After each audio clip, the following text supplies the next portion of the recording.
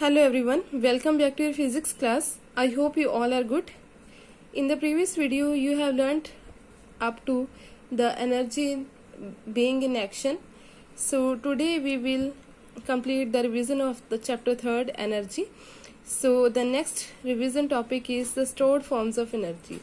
The stored form of energy can be termed as the energy that is being stored in an object, that is known as the stored form of energy. So these include, first is the magnetic energy, second is chemical energy. Chemical energy you also have learnt in the energy that is being in action. So this is also the stored form of energy, so this is included in both the form of energies. Third one is muscular energy, and the last one is the nuclear energy. So we will discuss these forms of energy one by one. First is the magnetic energy. So magnetic energy is the energy which is stored by a magnet, or we can say that it is stored in a magnet or magnetic material when it is kept in the magnetic field of another magnet. That is called magnetic energy. So what is magnetic field here? We have already discussed what is magnetic field. Suppose if we take a magnet or magnetic material, let us consider that this is a magnet, and if you bring another magnet or magnetic material near to it, then obviously it will attract or repel according to the polarity of the poles. So it will attract or repel that magnet, and if we keep this magnet far away from, or we can say that if we keep it away from this magnet, like at this distance, then the attraction or repulsion will be there, but now the magnitude will be relatively less. And similarly, if we again keep it far away from the magnet, like at this point, then there will be a loss, there will be less attraction or repulsion with this magnet or magnetic material. And if we keep it further, very far away from this magnet, then we will see that it will no more attract or repel this magnet or magnetic material. So we can say that there is a particular space around this magnet or magnetic material, around this magnet, in which it can attract or repel the other magnetic materials or magnets. So this space or this field is known as the magnetic field. So what is magnetic field? Magnetic field is the space around the magnet in which its magnetic effect can be observed, or in which it can attract or repel the other magnets or magnetic materials. So this is the magnetic field. So we can say that this is the form of energy which is stored in the magnet due to the magnetic field of the other magnet, or due to the magnetic field of this magnet, the magnetic energy stored in this magnet or magnetic material is known as the magnetic energy. And this type of energy works from a distance, because we know that magnet can attract magnetic materials from a distance. So this type of energy works from a distance. Next is chemical energy. Chemical energy you already have learned that it is the energy stored in the objects, or we can say that the energy stored in a compound or in a matter which is used for work during a chemical reaction or process. That means the energy which is used in the chemical reaction or process that is being stored in the object is known as chemical energy. And this, because this energy in chemical compounds gets stored when work is done to join the atoms together, that's why it is known as chemical energy. Next is muscular energy. Muscular energy is the energy stored in the muscles of living beings like humans and animals. So the energy which is stored in the muscles of humans and animals is known as muscular energy. So from where we get this muscular energy? The food that we take, we know that it is also a source of chemical energy. So this is the chemical energy which is released from breaking down of food during the respiration. So that chemical energy can be termed as muscular energy, because this is stored in the muscles of the humans and animals. So next is nuclear energy. Nuclear energy is the energy stored in the nucleus of an atom which is released during the processes of nuclear fission and nuclear fusion. So you all know that about atoms. In an atom, at the center there is a nucleus, and the energy stored in the nucleus of an atom is known as nuclear energy. So how this energy is produced? This energy is released during the processes of nuclear fission and nuclear fusion. So what is nuclear fusion and nuclear fission? Nuclear fission is that process in which, or that reaction in which nucleus of an atom splits into two or more smaller nuclei. That means a bigger nucleus or a bigger nucleus of a bigger atom splits into two or more smaller nuclei, that is known as nuclear fission. Means ki in this breakdown of nucleus takes place, but in nuclear fusion the nuclei of two atoms combine to form a new nucleus. So this is the nuclear fusion. Next is energy transformation. As we know, energy can be transformed from one form to another, but this transformation of energy follows a particular rule that is known as, or a particular law that is known as the law of conservation of energy. According to this law of conservation of energy, energy can neither be created nor be destroyed, but it can be converted from one form to another, because energy transformation is the change of one form of energy into another. So according to law of conservation of energy, energy can neither be created nor be destroyed, but it can be converted from one form to another. For example, if we consider the situation of a falling ball from the top of a building or from some height, then what will happen? We know that when an object is at height, then it will have potential energy. So when a ball falls from the top of the building, then the potential energy will get converted into the kinetic energy, and after hitting the ground, the kinetic energy will be converted into sound energy plus heat energy, because there will be some sound and also some heat released during this process, and this is known as the energy transformation. So in this process we can say that there is a four type of transformations. Firstly, from potential to kinetic energy, then kinetic to three types we can say, that kinetic energy to light energy plus heat energy. Next is the photosynthesis process. In the photosynthesis process, the plants take solar energy, they use up the solar energy, and that solar energy is used to make food in the process, in the presence of water, and the solar energy of the sun is get converted into the chemical energy. Next is the microphones. Microphones convert this sound energy into the electrical energy, and after that there is a loudspeaker which will further convert this electrical energy again into sound energy. So in this type of process there is a energy transformation. Next is electromagnets. In an electromagnet, an electrical energy is converted into magnetic energy, because an electromagnet can be made by turning some iron wire around a material like iron. We can make this electromagnet by turning a copper wire around the iron material. So this will be an electromagnet. When it is connected to the poles of battery, it will produce magnetic field around it, and that's why we will say that the electrical energy is converted into the magnetic energy. So all these are the stored forms of energy. Next is the sources of energy. We all know that sunlight, wind, water, biomass, coal, petroleum, all these are the sources of energy. But if we classify these sources of energy, then we will categorize, or we will classify these in two categories. First is renewable or non-conventional sources of energy, and second is the non-renewable or conventional sources of energy.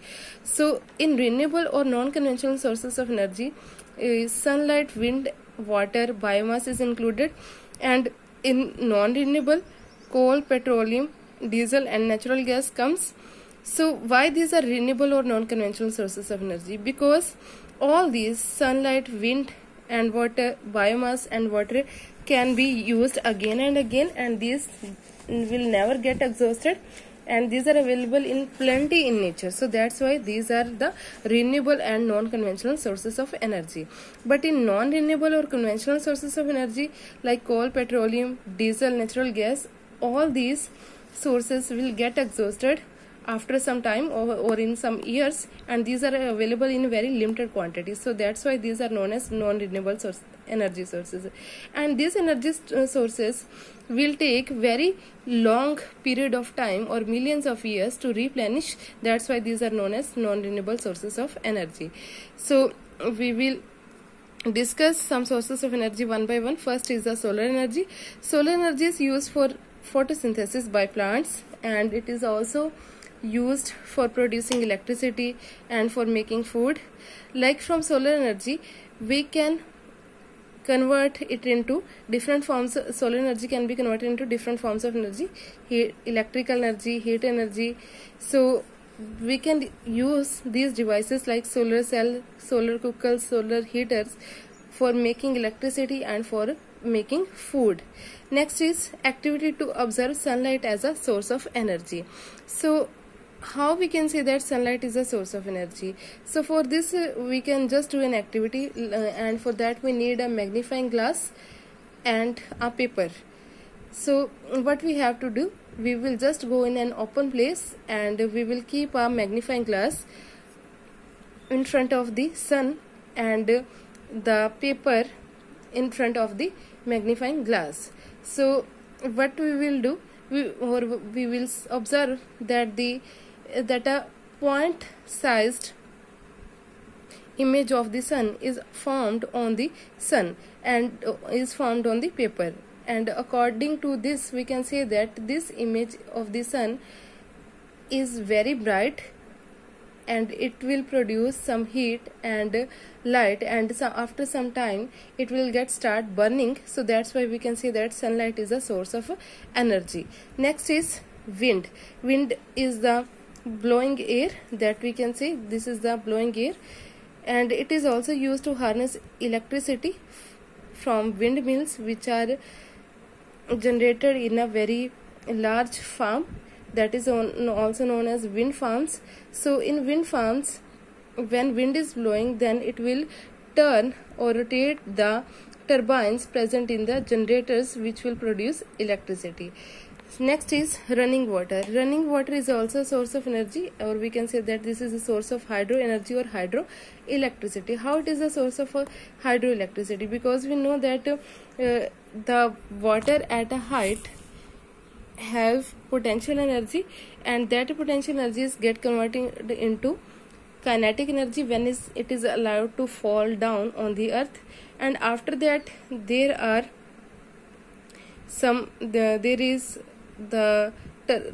turbines. When the flowing water will hit the turbines, then these turbines will start moving.